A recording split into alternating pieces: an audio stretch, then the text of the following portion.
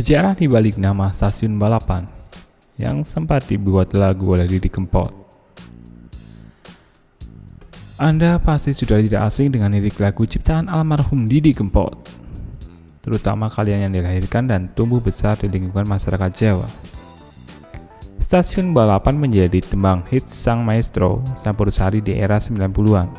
Kali ini kita akan membahas stasiun kereta paling ramai di Provinsi Jawa Tengah ini. Pernahkah kalian terpikir kenapa bisa dinamakan stasiun balapan? Seperti biasa, kita akan bahas ini lebih dalam. Sejarah.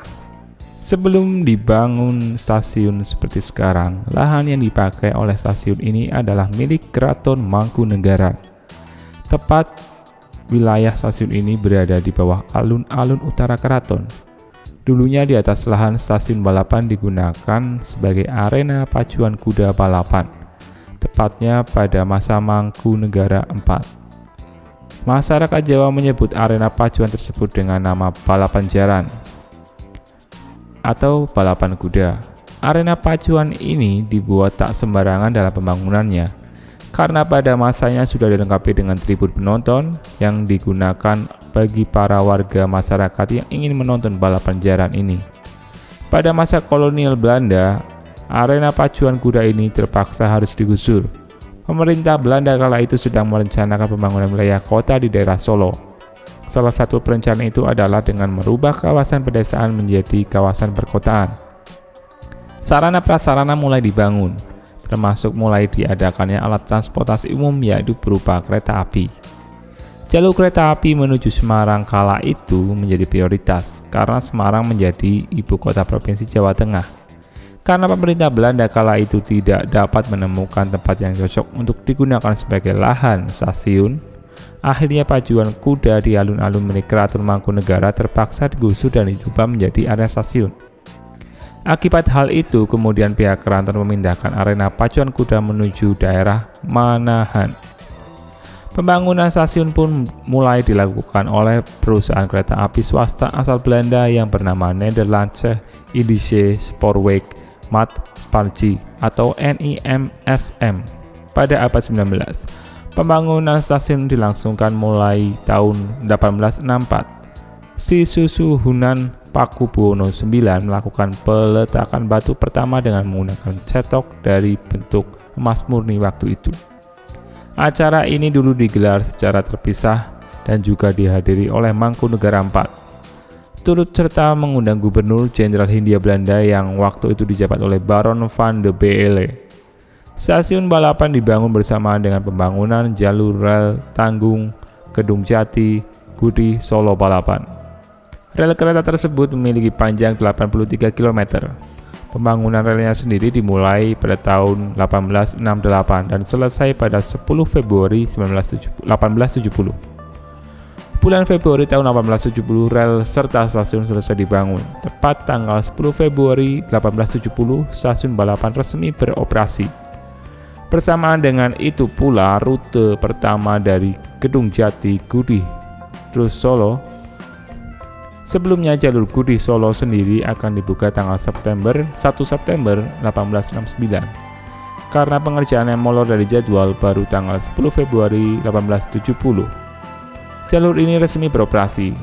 Nama resmi stasiun ini dulu adalah stasiun NISM, di mana pihak NISM adalah perusahaan kereta api Belanda swasta yang ditunjuk untuk menjalankan kereta api kala itu.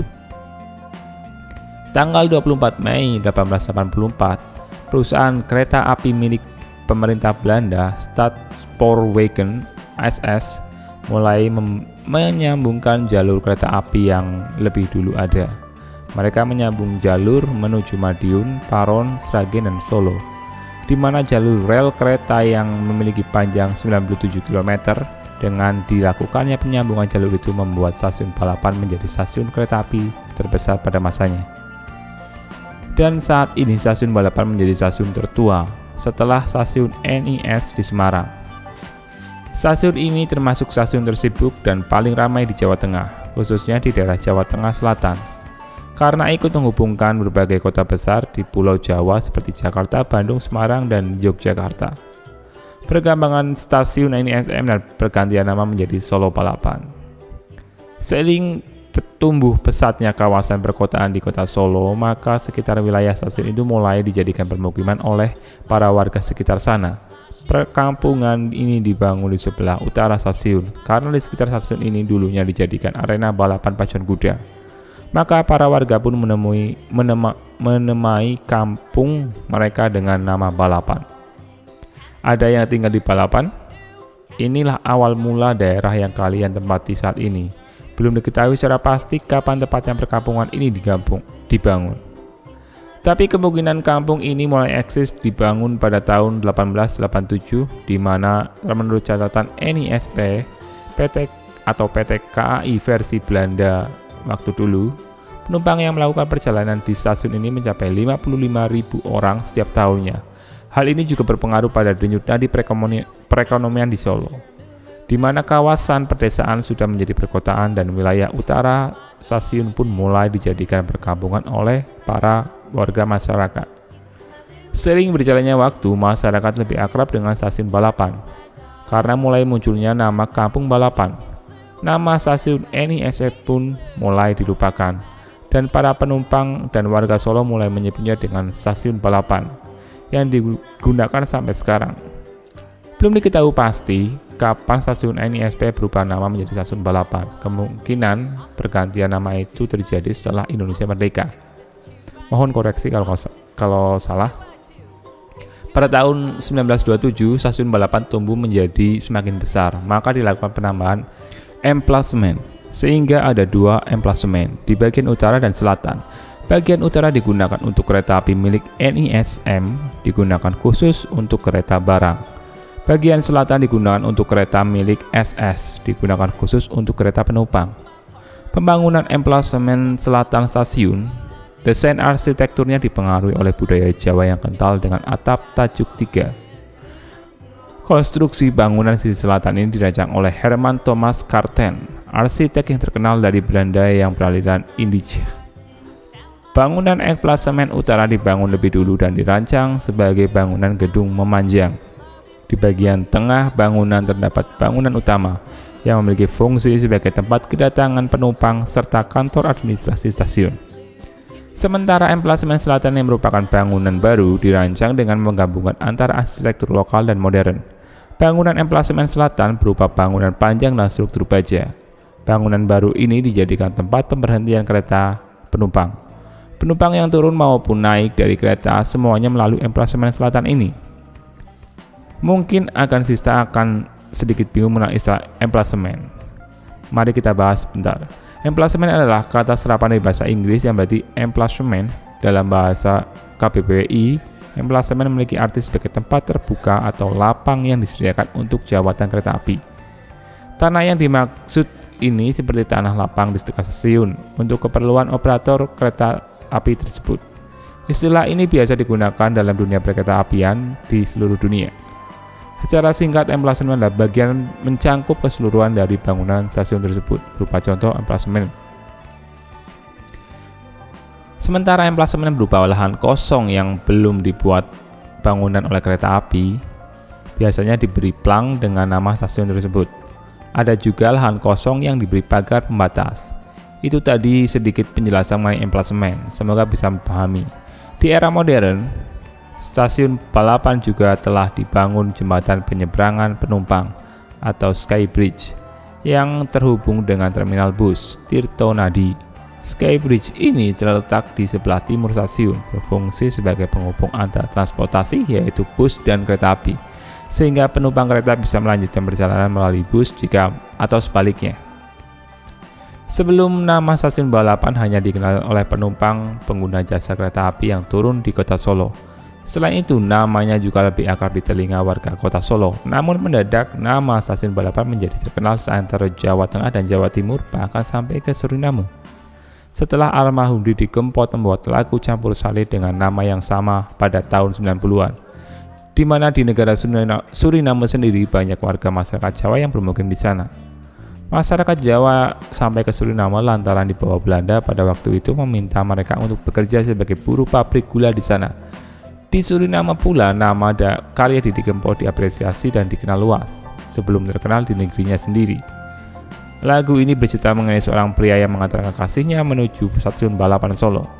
Sang wanita berjanji akan pergi untuk sementara, sebulan sampai katanya, dan berjanji akan segera kembali. Namun tragis kepergian sang wanita malah berlangsung lama, sehingga membuat sang pria menjadi gundah gulana dan menitiskan air mata. Karena sang pujaan hati tak pernah kembali untuk memenuhi janji.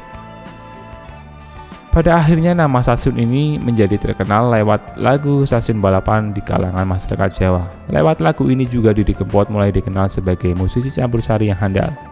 Sejak rilis lagu ini sampai sekarang, nama Stasiun Balapan bukan hanya terkenal sebagai stasiun pemerintahan kereta, tapi terkenal juga sebagai tempat di mana seorang kekasih mengingkari janjinya.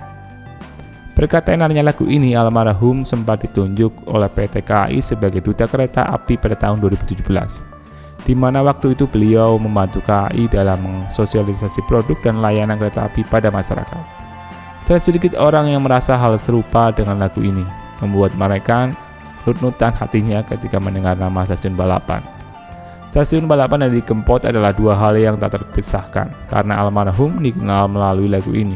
Bagi masyarakat Jawa, Suriname, dan Indonesia, Stasiun Balapan selalu identik dengan salah satu nama, yaitu Didi Kempot. Setelah beliau meninggal beberapa waktu lalu, banyak orang mengusulkan nama lagu Stasiun Balapan diputar di stasiun tersebut untuk menghargai sang legenda yang turut mempopulerkan Stasiun Balapan dan juga kota Solo. Semoga ke depan hal ini bisa terwujud. Begitulah cerita panjang dari Stasiun Balapan, stasiun legendaris dan merupakan tertua di Indonesia saat ini. Dan namanya semakin dikenal lewat lagu milik sang maestro campursari Didi Kempot.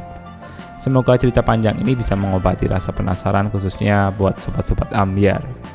Terima kasih, jangan lupa untuk menonton video selanjutnya dan video sebelumnya karena informasi-informasi unik akan kami bagikan.